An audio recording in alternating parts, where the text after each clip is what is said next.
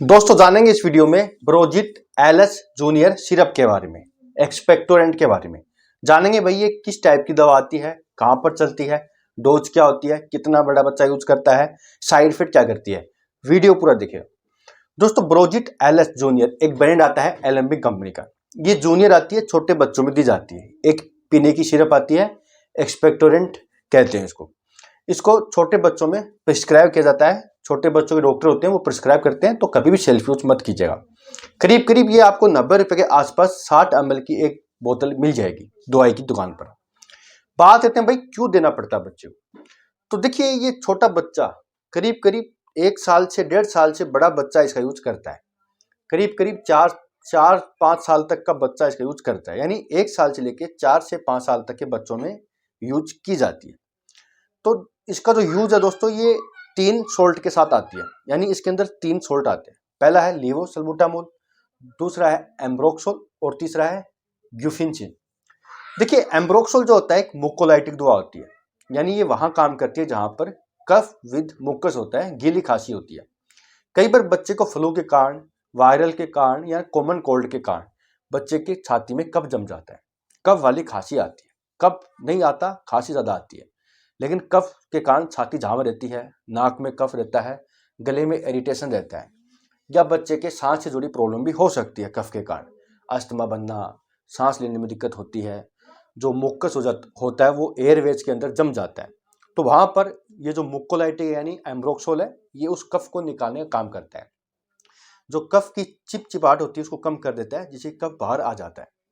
दूसरा दोस्तों लीवोसल्बुटामोल। लीवोसल्बुटामोल वहां काम करता है जहां पर एयरवेज के अंदर टाइटनेस आ जाती है, यानी जो श्वास नली होती है उसके अंदर टाइटनेस आ जाती है, इन्फ्लामेशन आ जाती है, स्वेलिंग आ जाती है, जिसके कारण वो चिपक जाती है, टाइट हो जाती है। उससे फिर दम सा घुटता है, सांस लेने में दिक्कत होती है बच्चे को। ठीक है, वहां पर उस एयरवेज को क्लीन करता है। अगर मुक्कस जम रहा है उस मुक्कस को हटाकर श्वास नली की जो मसल्स होती है उसको रिलैक्स कर चौड़ा कर काम करता है, यानी ब्रीथिंग की प्रॉब्लम में काम करता है। और ब्रोन को डायलेटर होता है लीवोसल्बुटामोल। तीसरा और सबसे इंपॉर्टेंट ग्यूफिनचिन। दोस्तों इसी को कहते हैं एक्सपेक्टोरेंट, इसलिए इस सिरप को एक्सपेक्टोरेंट भी कहते हैं। ग्यूफिनचिन एक्सपेक्टोरेंट होता है। ये कफ की जो स्टिकनेस होते हैं उसको कम करता है, यानी कफ को बाहर निकालने का काम करता है, आगे बनने से रोकता है, घुटन को कम करता है।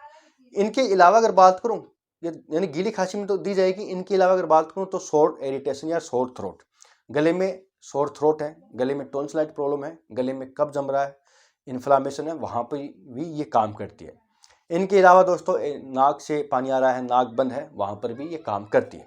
यानी बच्चे को गीली खांसी में दी जाएगी, अस्थमा की प्रॉब्लम में दी जाएगी, सांस से जुड़ी प्रॉब्लम में दी जाएगी, अगर सोर थ्रोट है, नाक जाम है, वहां दी जाएगी। बात करते हैं भाई इसकी क्या डोज होती है। तो देखिए इसकी जो डोज होती है, सबसे पहले तो अपने डॉक्टर के अकॉर्डिंग देना चाहिए, क्योंकि सबसे पहले बॉडी वेट लिया जाता है। बच्चे की उम्र क्या है, कितना बॉडी वेट है, ये लिया जाता है, उसके हिसाब से डोज चलती है। ज़्यादा भी नहीं देनी चाहिए, कम भी नहीं देनी चाहिए। कम दोगे तो काम करेगी, ज़्यादा दे दोगे तो नुकसान करेगी। इसलिए एक्यूरेट डोज देनी चाहिए, जितना डॉक्टर ने लिखा है उतना डोज देना चाहिए। फिर भी इसकी जो डोज है ये 5 ml से लेकर 7.5 ml या 10 ml तक दिन में 2 से 3 बार दी जा सकती है, अकॉर्डिंग बच्चे का बॉडी वेट क्या है। तो इस तरीके से चलती है, ज़्यादा लंबे नहीं चलती, 3 से 5 दिन, 5 से 7 दिन तक चलती है, बच्चा ठीक हो जाता है। कई बार साइड इफेक्ट भी होते हैं इसके, जैसे कि बच्चे को दस्त लग जाते हैं, कोई स्किन रेशेज आ जाते हैं, बच्चे की वॉमिटिंग हो सकती है। ये थोड़ी बहुत साइड इफेक्ट है जो हो जाए तो डॉक्टर को बताना चाहिए, ज़्यादा हो तो डॉक्टर को बताना चाहिए, वैसे होते नहीं, हो सकते हैं। तो दोस्तों संपूर्ण ये था ब्रोजिट एलएस जूनियर सिरप के बारे में। यहाँ तक वीडियो देखने के लिए बहुत बहुत धन्यवाद।